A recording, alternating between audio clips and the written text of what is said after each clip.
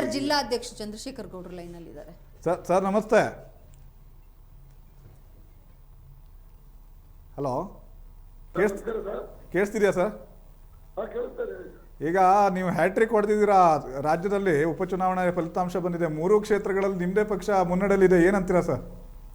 Sir, ಅದು ಮುನ್ನಡೆ ಇರೋದು ಎಲ್ರಿಗೂ ಗೊತ್ತಿರೋ ವಿಚಾರ ಸರ್. ಕಾಂಗ್ರೆಸ್ ಪಕ್ಷದ ಅಧಿಕಾರ ನಾವು ಕೊಟ್ಟಿರೋ ಗ್ಯಾರಂಟಿ ಜನಗಳಿಗೆ ತಿಳಿಸಿದೆ. ಇವರು ಬಿಜೆಪಿನವರು ಜೆಡಿಎಸ್ ಏನೇ ಸುಳ್ಳು ಹೇಳಿದ್ರು ಜನ ನಂಬಲ್ಲ ಸರ್. ಸತ್ಯ ಏನು ಅನ್ನೋದು ಜನಕ್ಕೆ ಗೊತ್ತಿದೆ ಸರ್. ಹಂಗಾಗಿ 3 ಕ್ಷೇತ್ರದಲ್ಲಿ ಸಿದ್ದರಾಮಯ್ಯನವರ ಸರ್ಕಾರ ಏನು ಇವತ್ತು ಬಡ ಜನಗಳ ಪರವಾಗಿ ನಾವು ಯೋಜನೆಗಳು ಕೊಟ್ಟಿದ್ದೀವಿ, ಇವಾಗ ಕೈ ಹಿಡಿದಿದೆ ಸರ್. 3 ಕ್ಷೇತ್ರದಲ್ಲಿ ಒಳ್ಳೆ ಅಂತರದಿಂದ ಕಾಂಗ್ರೆಸ್ ಪಕ್ಷದ ಅಭ್ಯರ್ಥಿಗಳು ಗೆಲ್ಲಿದ್ದಾರೆ ಸರ್. ಸರ್, ಆದ್ರೆ ಸಿಪಿ ಯೋಗೇಶ್ವರ್ ಅವರೇ ಪ್ರೆಸ್ ಮೀಟ್ ಅಲ್ಲಿ ಹೇಳಿರ್ತಾರೆ, ನನಗೆ ಎಲ್ಲೋ ಸೋಲಿನ ಭಯ ಇತ್ತು ಅವರಿಗೆ ಅಂತ. ಸರ್, ಅವ್ರಿಗೆ ಅಭ್ಯರ್ಥಿಗಳಿಗೆ ಅದಿರುತ್ತೆ ಸರ್. ನಾವು ಕೆಲಸ ಮಾಡಿದವ್ರಿಗೆ ನಮ್ಗೆ 100% ನಂಬಿಕೆ ಇತ್ತು ಸರ್. ನಾನು ಚನ್ನಪಟ್ಟಣದಲ್ಲಿ 2 ಹೋಬಳಿ ತಗೊಂಡಿದ್ದೆ ಸರ್. ಆ 2 ಹೋಬಳಿನೂ ಕಾಂಗ್ರೆಸ್ ಲೀಡ್ ಬಂದಿದೆ ಸರ್. ಓಕೆ ಓಕೆ ಓಕೆ ಈಗ ಇನ್ನೊಂದೇನಾದ್ರೂ ಮಹಾರಾಷ್ಟ್ರದಲ್ಲಿ ಫಲಿತಾಂಶ ನೋಡ್ತಾ ಇದ್ರೆ, ಯಾಕಂದ್ರೆ ಮಹಾರಾಷ್ಟ್ರ ದೇಶದಲ್ಲಿ ನಂಬರ್ 1 ಆರ್ಥಿಕತೆ ಹೊಂದಿರುವಂಥ ರಾಜ್ಯ. ಹೌದು ಸರ್. ಅಲ್ಲಿ ನಿಮ್ಮ ಕಾಂಗ್ರೆಸ್ ಪಕ್ಷದ ನೇತೃತ್ವ ಇರುವಂಥ ಮಹಾ ಅಗಾಡಿಗೆ ಭಾರಿ ಸೋಲಾಗಿದೆಯಲ್ಲ ಸರ್, ಇದ್ರ ಬಗ್ಗೆ ಏನು ಹೇಳ್ತೀರಾ? ಜನ ಕೊಟ್ಟಿರೋ ತೀರ್ಪು ಒಪ್ಕೊಂಡ್ಲೇಬೇಕಲ್ಲಿ ಸರ್. ಅದನ್ನು ನಾವು ಸ್ವೀಕಾರ ಮಾಡ್ತೀವಿ. ಅದೇ ಜಾರ್ಖಂಡ್ ಅಲ್ಲಿ ಅಮೋಘವಾಗಿ ಗೆದಿತಾ ಇದ್ದೀವಲ್ಲ.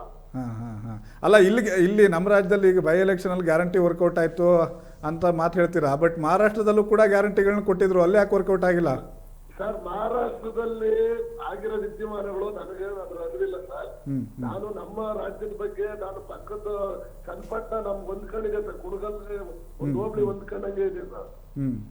ನಾನು ಇಲ್ಲಿ ಕೆಲಸ ಮಾಡಿರೋದ್ರಿಂದ ಇದು ಹೇಳ್ತೀನಿ ಸರ್. 28ರಲ್ಲೂ ನಮ್ಮ ಪಕ್ಷನ ಅಧಿಕಾರಕ್ಕೆ ಬರುತ್ತೆ ಸರ್. ಓಕೆ ಓಕೆ ಅಲ್ಲ, ಈಗ ದೇವೇಗೌಡರ ಕುಟುಂಬಕ್ಕೆ ಸೋಲುಣಿಸಿದಿರಾ ನೀವು 2 ಹೋಬಳಿಯಲ್ಲಿ ಕೆಲಸ ಮಾಡಿ. ಹೌದು ಸರ್. Okay sir. ಬಿಜೆಪಿ ಜೊತೆ ಹೋದ್ರೆ ಅವತ್ತೇ ಅವ್ರದ್ದು ಅಂತ್ಯ ಆಯ್ತು ಸರ್.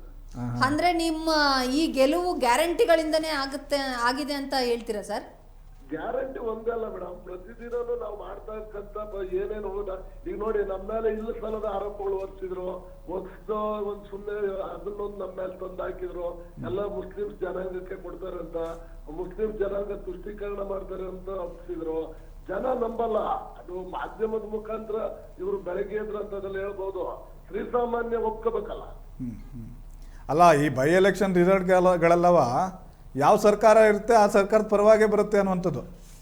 ಆದ್ರೆ ಬಿಜೆಪಿ ಅವರು ಜೆಡಿಎಸ್ ನಾವು ಗೆದ್ದೆ ಬಿಟ್ಟಿದ್ದೀವಿ ಅನ್ನಂಗೆ ಬಿಂಬಿಸ್ತಿದ್ರು ಸರ್. ನಮ್ಗೆ ಗೊತ್ತದು ಅದ್ ನಡೀಲಿಲ್ಲ ಸರ್. ಅದು ಮುಂದೂ ನಡೆಯಲ್ಲ ಸರ್.